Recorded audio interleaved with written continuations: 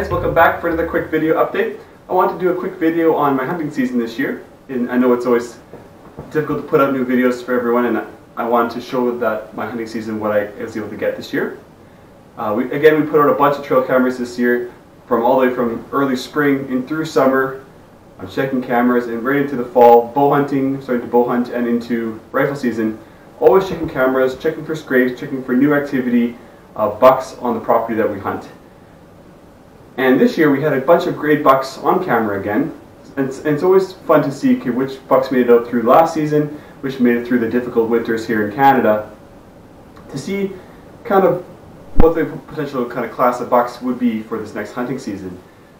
Our goal on this property is not just to harvest a buck. We would like to every year, but sometimes populations don't display something that we should be harvesting from. So active management into an area that is not our deer, we understand that. There's lots of people around our area that hunt as well. But we're looking for a mature animal that has bred for multiple years so that the genetics has been passed on and we're not harming the population in any way. This year we had a bunch of great bucks on camera. In the early spring we had been looking for sheds, and we found probably 12 different sheds, and none of them matched each other.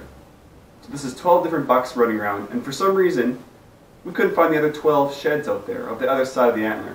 And bucks will often shed their antler one side, and probably within a kilometer or two will shed the other one because of the weight and balance on their head, that they don't really like that feeling, is what researchers have determined at least.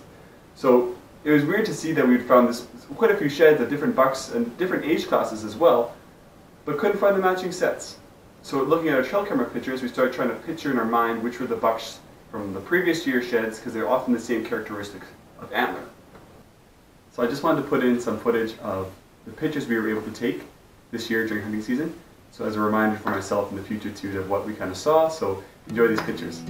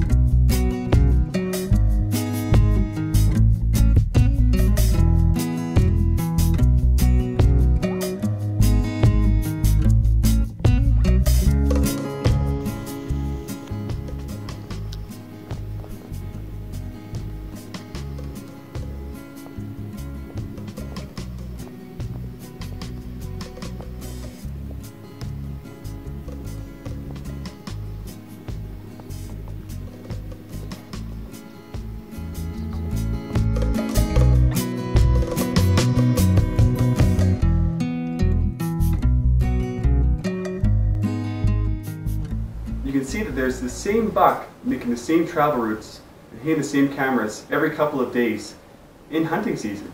The problem we had this year is, again, in Canada, it might only be light for 8 to 10 hours a day. So this makes it difficult to hunt an animal. I really focused hard on this buck. I have a stand behind the camera of this picture.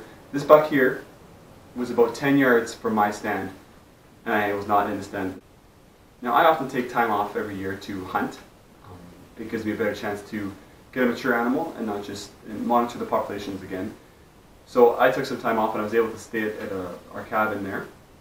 And I was monitoring these bucks and I was trying to find the one I wanted. And my second last day of the season, I had seen a couple of good bucks. I had passed one up early in the morning, a small spiker. And a spiker, we call it, as a 1x1. It's got spikes on top of its head. It went by me at about 70 yards.